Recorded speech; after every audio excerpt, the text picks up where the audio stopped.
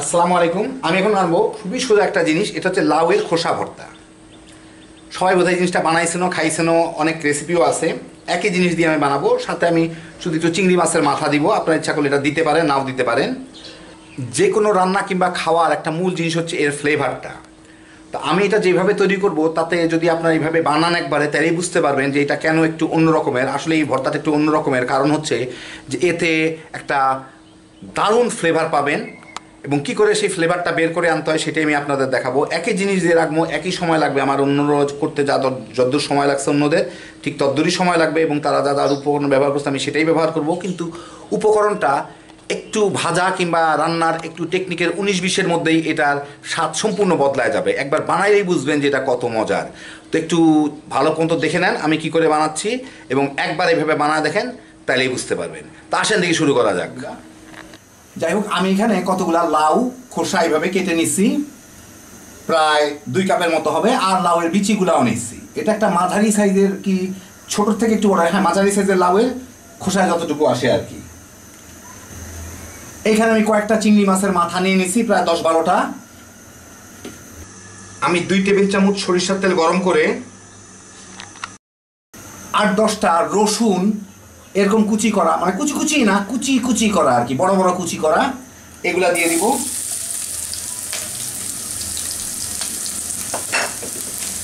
একটু ভেজে নিব রসুনটা, যেহেতু বড় বড় করে আমি চাক করছি সেই জন্য মোটা মোটা করে, এই জন্য রসুনটাকে আগে একটু ভেজে নিব।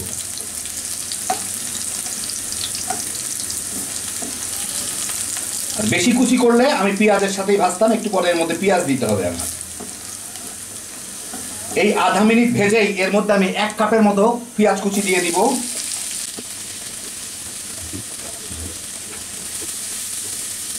3টা শুকনা মরিচও দিয়ে দিব এর সাথে।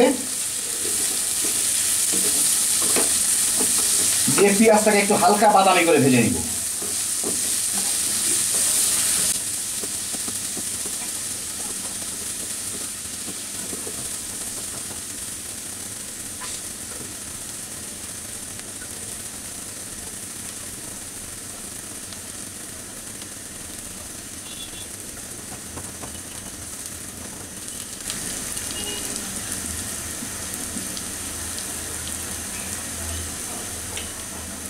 পেঁয়াজগুলাকে আমি এভাবে ছড়ায় দিয়ে 1-1.5 মিনিটের মতো কোনো কিছু নাড়ানাড়ি করি নাই, যাতে পেঁয়াজের একটা দিক একটু লালচে হয়ে পুড়তে পারে। এই যে দেখেন একটু বাদামি বাদামি হয়ে পুড়তেছে, এই যে নিচের দিকগুলা। আমি ফ্লেভারটা চাইছি, পেঁয়াজটাকে বেরেস্তা করতে চাই নাই। এখন আমি এর মধ্যে কয়েকটা কাঁচামরিচ দিয়ে দিই আমার স্বাদ মতো, দিয়ে একটু কাঁচামরিচটাকে নাড়াচাড়া করে নিব।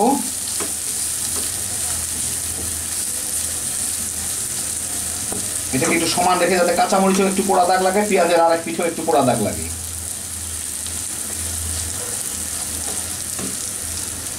এভাবে হাই হিটে রেখে দিলে পেঁয়াজটা সিদ্ধ হবে না, মানে বেরেস্তা হবে না, কিন্তু একটু পোড়া দাগ লেগে যাবে। মিনিট খানেক পরে আমি চিংড়ি মাছের মাথাগুলা দিয়ে দিই, দিয়ে এর সাথে একটু ভেজে নিব।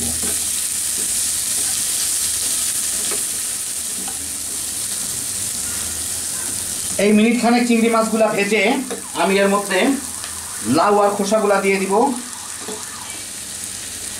আমি কোনো পানি দিব না, লাউয়ের থেকে, খোসার থেকে যেটুকু পানি বের হয়, একটু স্বাদ মতো লবণ দিয়ে দিব। এটা ভালো করে মিশায় আমি ঢেকে এখন মাঝারি আছে এটাকে সিদ্ধ করে নিব। ভালো মতো মিশায় নিয়ে আগে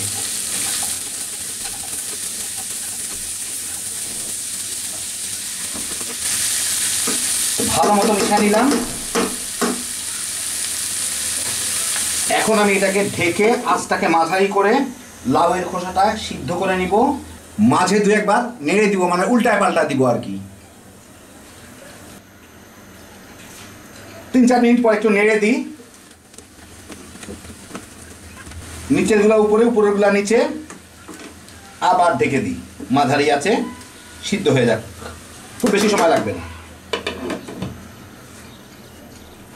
আরো 5-6 মিনিট পরে এটা বোধহয় হয়ে গেছে।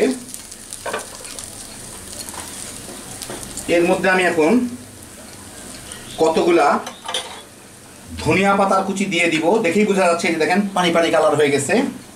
ধনিয়া পাতার কুচি দিলাম না, আমি আস্তই দিলাম, কারণ হচ্ছে যে এটাকে আমার ব্লেন্ড করতে হবে কিংবা বেটে নিতে হবে। এখন এর সাথে ধনিয়া পাতাটা দিয়ে একটু মিলাই নিই। খুবই সুন্দর একটা ফ্লেভার বের হচ্ছে এর থেকে।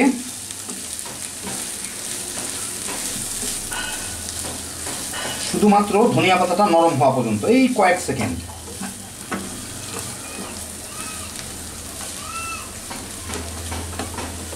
দেখেন ধনিয়া পাতাটা নরম হয়ে গেছে।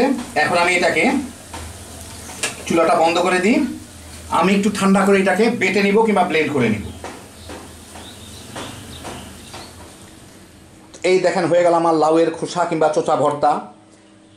আমি এটা যখন বানাচ্ছিলাম শেষের দিকে, এমনি আমার প্রতিবেশীরা সব গন্ধই পায়, কিন্তু এটার গন্ধে ছুটে এসে তারা জিজ্ঞেস করতেছে যে আমি কি রান্না করতেছি। একবার বানায় দেখেন, তাইলেই বুঝতে পারবেন কত মজা। শুধুমাত্র আমি রসুন আর পেঁয়াজের ফ্লেভারটা যেভাবে বের করলাম, শুধু ওইটুকুই খালি বের করে নেন। এই ফ্লেভারটা বের হওয়ার ফলে এর পুরো টেস্টটাই বদলায় যাবে, একদম টেস্টটা বদলায় যাবে। আপনি যে না বানাইলে আসলে সত্যি করে বুঝবেন না যে এটা কত মজার হইতে পারে। একবার সিম্পলি এইভাবে বানায় নেন, পেঁয়াজটাকে হাই হিটে একটু পোড়ায় নেন, আর একই সাথে রসুনের ফ্লেভারটাও বের হয়ে চলে আসবে।